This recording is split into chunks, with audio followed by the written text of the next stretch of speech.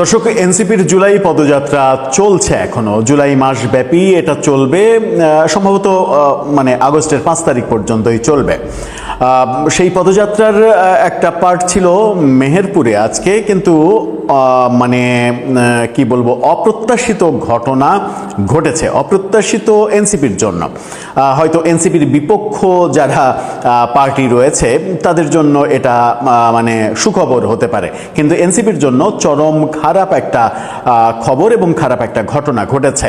সেখানে আমরা দেখলাম গণমাধ্যম বলছে এনসিপির শীর্ষ নেতা নাহিদ হাসনাতদের কুশপুত্তলিকা রাস্তায় ঝুলছে মেহেরপুরে, এবং দিনের বেলা এটা হয়েছে, বিকালের সমাবেশ ছিল, সেই সমাবেশ স্থলে পাওয়া গিয়েছে ককটেল। খুব বেশি ভালো কোনো বার্তা আসছে না। আমরা দেখেছি যে জুলাই পদযাত্রার প্রথম দিনেই সাভারে তাদের সমাবেশে ককটেল বিস্ফোরণের ঘটনা ঘটেছিল। এবার মাত্র কয়েকদিনের ব্যবধানে মেহেরপুরে যেটা ঘটলো, এটা তাদের জন্য বেশ অসম্মানজনক এবং আতঙ্কের খবর। কেন এগুলো ঘটছে, কারা এটা করছে, এই কর্মটা যেগুলো হচ্ছে কিংবা যারা করছেন তারা কি ভালো কিছু করছেন, কিংবা এনসিপি বা টার্গেট হচ্ছে কেন? এনসিপি কি তাদের রাজনীতির গতিপথ হারিয়ে ফেলেছে? তারা কি ভুল পথে আছে? চলুন একটু আলোচনা করে বোঝার চেষ্টা করি এই ভিডিওতে। থাকবেন পলিটিক্স। বলছিলাম, এনসিপির জুলাই পদযাত্রার অংশ ছিল আজকে মেহেরপুরে। সেখানে নাহিদ হাসনাতদের কুশপুত্তলিকা রাস্তায় ঝুলতে দেখা গেছে। এটা কোনোভাবেই প্রত্যাশিত নয়, এবং এটা জুলাই আন্দোলনের জন্য খুবই অপমানজনক একটা ব্যাপার। জুলাই এতটা বিতর্কিত হয়ে যাচ্ছে কেন? এনসিপি কি তাহলে ঠিক পথে নেই, কিংবা জুলাই যোদ্ধারা, জুলাইয়ের শীর্ষ নেতারা তারা কি পথ হারিয়েছেন? তারা আমাদেরকে নতুন রাজনৈতিক সংস্কৃতি, নতুন রাজনৈতিক বন্দোবস্ত দিতে চেয়েছিলেন, সেটা যে আমাদেরকে দিতে পারেননি সেটা আমরা দেখছি। কিন্তু এতটা ক্ষিপ্ত হলো কেন মানুষ তাদের উপরে? ঘটনাটা একটু বোঝা দরকার। চলুন একটু মেহেরপুরে যাই। বাংলা ট্রিবিউনের এই শিরোনামটা দেখে নিন। সেখানে বলা হচ্ছে, বিকেলে এনসিপির পদযাত্রা, সকালে সড়কে ঝুলছিল নাহিদ হাসনাতদের ছবি সহ কুশপুতুল, এবং তারা ছবিও দিয়েছে। সেই ছবিতে আমরা সেরকমটা কুশপুত্তলিকা ঝুলতে দেখছি। মেহেরপুরের গাংনীতে এই ঘটনা ঘটেছে। এনসিপির শীর্ষ নেতাদের ছবি সম্বলিত কয়েকটি কুশপুতুল বৈদ্যুতিক তারের সঙ্গে ঝুলিয়ে রেখেছিল দুর্বৃত্তরা। সকাল 7:30টার দিকে গাংনী পাইলট মাধ্যমিক বিদ্যালয়, মুক্তিযোদ্ধা ভবন সংলগ্ন একটি খুঁটি ও পল্লী বিদ্যুৎ অফিসের সামনে বৈদ্যুতিক তারের সঙ্গে ঝুলিয়ে রাখা কুশপুতুল দেখে স্থানীয় লোকজন। পরে খবর পেয়ে পুলিশ ঘটনাস্থল থেকে সেগুলো উদ্ধার করে। এই যে দুর্বৃত্তরা, বলা হচ্ছে যে এটা দুর্বৃত্তরা করেছে। খুব স্বাভাবিকভাবেই জুলাই যোদ্ধাদের বিরুদ্ধে যেহেতু এটা গিয়েছে, সেটা দুর্বৃত্ত বলেই আখ্যা দেয়া হবে। কিন্তু অন্য ঘটনা যদি হতো, আওয়ামী লীগের কোনো নেতা, যিনি দোষী না কিন্তু স্থানীয় কোনো নেতার যদি কুশপুত্তলিকা ওখানে ঝুলিয়ে রাখা হতো, সেটা গর্বের সঙ্গে স্বীকার করার ঘটনা আমরা দেখতাম। হয়তো জুলাই যোদ্ধা পরিচয়, তৌহিদি জনতা পরিচয় কিংবা এনসিপি পরিচয়ে একটা গোষ্ঠী সেটা স্বীকার করতো, সেই কুশপুত্তলিকায় আগুন দিত। ব্যাপারটা তখন আর দুর্বৃত্ত থাকতো না, তখন দেশপ্রেমিক কিংবা বীর যোদ্ধা হতো। এভাবেই সংজ্ঞা পাল্টে যায় স্থান, কাল, পাত্র ভেদে। খবর পেয়ে পুলিশ ঘটনাস্থল থেকে সেগুলো উদ্ধার করে নিয়ে যায়। পুলিশের এটা কর্ম, যেহেতু জুলাই যোদ্ধাদের ব্যাপারে হয়েছে, এনসিপির ব্যাপারে হয়েছে। এনসিপি তো একটা ফ্যাক্ট বাংলাদেশে।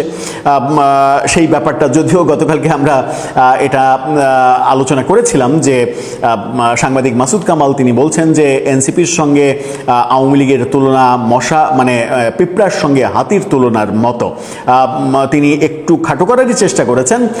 এটা চেষ্টা করার অনেকটা কারণ হচ্ছে এনসিপি নেতা, অনেক নেতারই লাগামহীন কথাবার্তার কারণে। কুশপুতুল গুলোতে বিরোধী দলীয় চিফ হুইপ নাহিদ ইসলাম এবং সংসদ সদস্য হাসনাত আবদুল্লাহ ও সার্জিস আলম সহ এনসিপির শীর্ষ কয়েকজন নেতার ছবি রয়েছে। বিকেলে গাংনী বাজার বাসস্ট্যান্ড চত্বরে এনসিপির পদযাত্রা ছিল। পদযাত্রাকে কেন্দ্র করে এমন ঘটনা ঘটতে পারে, এনসিপির স্থানীয় নেতাদের এমন ধারণা ছিল। কুশপুতুলের শরীরে লেখা ছিল, তরুণ সমাজকে ললিপপ হাতে ধরিয়ে দেশ নিল রসাতলে, এদের প্রতিহত করুন, এদের ঘৃণা করুন। স্থানীয়রা জানান, সকালে তারা হাঁটতে বের হয়ে স্কুলের সামনে এই ঘটনা দেখে। এনসিপির কেন্দ্রীয় যুগ্ম সমন্বয়ক এবং মেহেরপুর জেলা সমন্বয়কারী অ্যাডভোকেট শাকিল আহমেদ বলেছেন, এনসিপির পদযাত্রাকে ঘিরে গণজোয়ার সৃষ্টি হয়েছে, সেটিকে কেন্দ্র করে একটি সন্ত্রাসী গ্রুপ মানুষের মাঝে ভীতি সৃষ্টি করার জন্য কুশপুতুল ঝুলিয়েছে। এ বিষয়ে আইনশৃঙ্খলা রক্ষাকারী বাহিনী সদস্যরা ব্যবস্থা নেবে। গাংনী থানার ওসি তিনি বলেছেন যে দুর্বৃত্তরা আতঙ্ক ছড়ানোর জন্য এটি করতে পারে, তবে বিষয়টি তদন্ত করা হচ্ছে। এনসিপির নেতা কিন্তু এখানে আওয়ামী লীগের কথা বলেননি, এক প্রকার সন্ত্রাসী এই শব্দগুলো ব্যবহার করেছেন। আওয়ামী লীগের কথা কেন বললেন না এটা বুঝে উঠতে পারলাম না। আবার এই ঘটনা নিয়ে যখন আলোচনা হচ্ছে দিনব্যাপী, তখন আমরা দেখছি যে সেখানে ককটেল পাওয়া গেছে। এই ইন্ডিপেন্ডেন্ট টেলিভিশনের এই শিরোনামটা দেখে নিন। সেখানে বলা হচ্ছে, মেহেরপুরে এনসিপির সমাবেশ স্থলের পাশে ককটেল সদৃশ্য বস্তু উদ্ধার। সদৃশ্য বলা হচ্ছে, কিন্তু আমরা গণমাধ্যমের কল্যাণে সেই ছবিও আমাদের হাতে এসেছে। সেই ছবিটা আপনারা দেখলেই বুঝতে পারবেন। সেই ছবিটা দেখে নিন। সবজির ক্ষেতের আড়ালে ককটেল দেখা যাচ্ছে এবং উৎসুক জনগণ সেটা দেখছে। এটাও গণমাধ্যমে প্রকাশিত হয়েছে। তার মানে এনসিপির ব্যাপারে এনসিপি প্রথম থেকেই যে শঙ্কায় ছিল মূলত এবারের জুলাই যাত্রাকে কেন্দ্র করে, যে কারণে তারা গোপালগঞ্জ সহ 6 জেলায় তাদের কর্মসূচি রাখেনি। এই নিরাপত্তার কারণেই কিন্তু নিরাপত্তাটা তাদের কাছে একটা বড় ইস্যু হয়েছে। কারণ গত বছর জুলাই পদযাত্রা যখন করেছে, তখন ইউনূস সরকার তাদের নিরাপত্তা অনেকটা রাষ্ট্রপতি প্রধানমন্ত্রীর মতো করে নিরাপত্তা ব্যবস্থা দিয়েছিল। তখন সমালোচনা হয়েছিল যে রাষ্ট্রের কোটি কোটি টাকা ইনভেস্ট করে এনসিপি যে রাজনৈতিক দল, নতুন একটা রাজনৈতিক দল, সেই দলকে কেন এতটা নিরাপত্তা দিতে হবে, যেখানে আর্মি থেকে শুরু করে আনসার পর্যন্ত বাংলাদেশের এমন কোনো নিরাপত্তা বাহিনী নেই, এমনকি নৌবাহিনী, কোস্টগার্ড, তারা পর্যন্ত এই নিরাপত্তা দিয়েছে, যেটা এবার হচ্ছে না বলে এই নিরাপত্তার শঙ্কা, এবং হচ্ছে না বলে এই ঘটনাগুলো আমার মনে হয় সামনে আসছে। আমার মনে হয় যে রাজনীতিবিদদের যে কথা সবাই বলেন, আসলে রাজনীতিবিদদের নিরাপত্তার খোলসে আবৃত হয়ে আসলে রাজনীতি করা সম্ভব নয়। তাদেরকে অবাধে জনগণের সঙ্গে মিশে যেতে হয়, চায়ের স্টলে বসতে হয়, কোলাকুলি করতে হয়, চা খেতে হয়, এটা করতে হয়, ওটা করতে হয়। সেখানে তাদের সিকিউরিটির ব্যাপারটা তাদের নিজের মধ্যেই তৈরি করতে হয়। নিরাপত্তা বলয়ের মধ্য থেকে সাধারণ জনগণের সঙ্গে মিশে রাজনীতি করা যায় না। আমার মনে হয় যে এই কানেক্টিভিটির বড্ড অভাব তাদের রয়েছে এবং প্রায় 0% অবস্থায় সেটা আছে। তাদের রাজনীতির ধারা পরিবর্তন করতে হবে। মানুষের সঙ্গে কিভাবে মেশা যায় এবং নিজেদেরকে অনিরাপদ মনে না হয়, সেই ব্যবস্থা তাদেরকে নিজেদেরই করতে হবে। কারণ পুলিশ দিয়ে, আর্মি দিয়ে, নিরাপত্তা দিয়ে কখনো রাজনীতি হয় না। দর্শক, আপনার কাছে কি মনে হয়, এই যে ঘটনাগুলো, কুশপুত্তলিকা ঝুলিয়ে রাখা হচ্ছে, ককটেল পাওয়া যাচ্ছে, কোথাও ককটেল বিস্ফোরণ হচ্ছে, এই ঘটনার সঙ্গে কি আওয়ামী লীগের নেতাকর্মীদের সম্পৃক্ততা থাকতে পারে? অতি অবশ্যই থাকতে পারে, এটাকে উড়িয়ে দেওয়ার কিছু নেই। কিন্তু এই থাকতে পারের ঘটনাটা যখন মাত্র 2 বছরের মাথাতেই হচ্ছে, তখন সত্যিই কি এনসিপির রাজনীতি নিরাপদ আগামী দিনের জন্য? তারা যে ধারায় রাজনীতি করে যাচ্ছে, তাতে তো প্রতি মুহূর্তে এরকম আক্রান্ত হওয়ার শঙ্কা তাদের থাকবেই এবং বাড়তেই থাকবে। আমার মনে হয় যে এই জন্যই রাজনীতিতে একটা ইনক্লুসিভ পরিবেশ দরকার, সহমর্মিতা, সহযোগিতা, সৌহার্দ্যপূর্ণ একটা পরিবেশ দরকার, যেখানে কেউ কাউকে আক্রমণ করে, কেউ কারো কবর রচনা করে ফুর্তি করবে না। আপনার মন্তব্য জানিয়ে লিখতে পারেন আমাদের কমেন্ট বক্সে। শেখ হাসিনার নতুন একটি বক্তব্যকে ঘিরে ব্যাপক আলোচনার সৃষ্টি হয়েছে এবং সরকারি মহলেও নানারূপ আলোচনা শুরু হয়েছে। সোশ্যাল মিডিয়ায় ভাইরাল হওয়া সেই বক্তব্যে দেখা যায়, শেখ হাসিনা বলেছেন, মুক্তিযুদ্ধের পক্ষের সকল শক্তি, প্রগতিশীল শক্তি মানবিক গুণাবলীতে যারা বিশ্বাস করেন তারা সবাই ঐক্যবদ্ধ হন। অতীতে তিনি বিভিন্ন সময় আওয়ামী লীগ এবং আওয়ামী লীগের সহযোগী সংগঠনের সকলের ঐক্যের কথা বলেছেন, তাদের প্রতি আহ্বান জানিয়েছেন। এবারের আহ্বানটা মুক্তিযুদ্ধের পক্ষের সকল শক্তি, প্রগতিশীল চিন্তা চেতনায় বিশ্বাসী, মানবিক গুণাবলীতে বিশ্বাসী তাদেরকে ঐক্যবদ্ধ হওয়ার আহ্বান জানিয়েছেন। একাধিক রাজনৈতিক বিশ্লেষক এবং সিনিয়র সাংবাদিকদের ধারণা, এটি 1971 সনে বঙ্গবন্ধু 7 মার্চে যখন একটা প্রারম্ভিক বক্তব্য দিয়েছিলেন ঐতিহাসিক ভাষণে, যেখানে তিনি গোটা জাতিকে প্রস্তুত হওয়ার জন্য বলেছিলেন, এটা কিছুটা সেরকমই মনে হচ্ছে।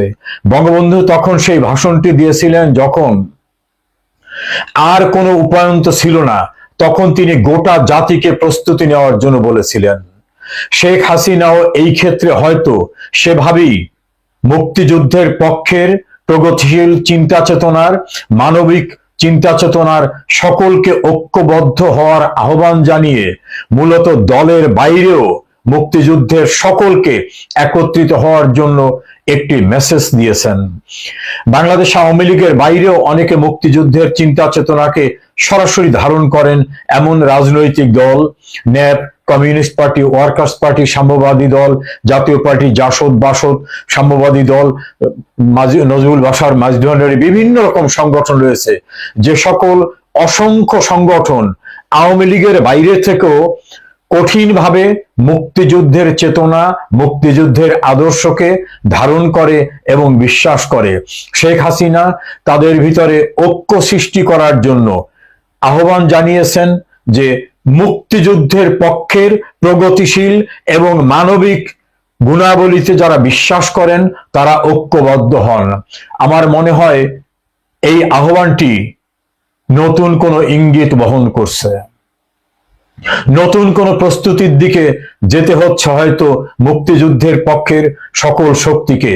যখন বাংলাদেশে পাকিস্তানের জনক কায়েদে আজম মোহাম্মদ আলী জিন্নাহর জন্মদিন পালিত হয়, যখন জাতীয় পতাকাকে এবং জাতীয় সঙ্গীতকে বদলে দিতে চায়, মুক্তিযুদ্ধের স্লোগান জয় বাংলাকে নিষিদ্ধ ঘোষণা করা হয়, মুক্তিযোদ্ধাদের চরমভাবে অপমানিত করা হয়, জুতা পেটা করা হয়, মুক্তিযুদ্ধের সংগঠকদের কারাগারে আটকে রাখা হয়, রাস্তাঘাটে নির্মমভাবে অত্যাচার করা হয়, মুক্তিযুদ্ধের সমস্ত স্মৃতিচিহ্ন মুছে দেওয়ার জন্য 32 নম্বর বঙ্গবন্ধু ভবন, বঙ্গবন্ধুর মুরাল, বীর শ্রেষ্ঠদের মুরাল সহ সমস্ত স্মৃতিচিহ্ন যখন মুছে দেওয়ার চেষ্টা চলছে, তখন এটা স্পষ্ট যে মুক্তিযুদ্ধের চেতনার বাংলাদেশ আর থাকছে না, এমন একটি ষড়যন্ত্র এগিয়ে যাচ্ছে।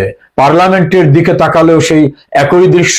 ক্ষমতায় যারা আসীন হয়েছেন প্রত্যক্ষ পরোক্ষভাবে তাদের ভিতরও ঘাপটি মেরে এবং সরাসরি উপস্থিতি মুক্তিযুদ্ধের চেতনার পরিপন্থী মানুষদের।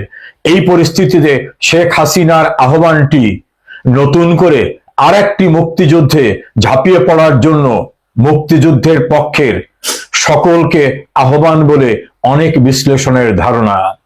অনেক বিশ্লেষকের ধারণা এই আহ্বানটা 1971 সনের 7 মার্চের আহ্বানের মতোই জাতিকে প্রস্তুতি নেওয়ার। দর্শক শ্রোতা, হয়তো মুক্তিযুদ্ধের চেতনাকে পুনরুদ্ধার করতে আরেকটি মুক্তিযুদ্ধে বাঙালি জাতিকে ঝাঁপিয়ে পড়তে হতে পারে, যার মাধ্যমে আমাদের সেই অসাম্প্রদায়িক গণতন্ত্র, সমাজতন্ত্র, ধর্মনিরপেক্ষতা, জাতীয়তাবাদের যে মূল স্তম্ভ সেই বাংলাদেশকে পুনরুদ্ধার করতে হবে। সে সময় বোধহয় হাতছানি দিয়ে রাখছে। শেখ হাসিনার আহ্বানে তেমনি ইঙ্গিত বহন করছে। গুরুত্বপূর্ণ বিভিন্ন সংস্থা, রাজনৈতিক প্রতিপক্ষ পক্ষ সকলের আলোচনায় এখন শেখ হাসিনার এই নতুন আহ্বান।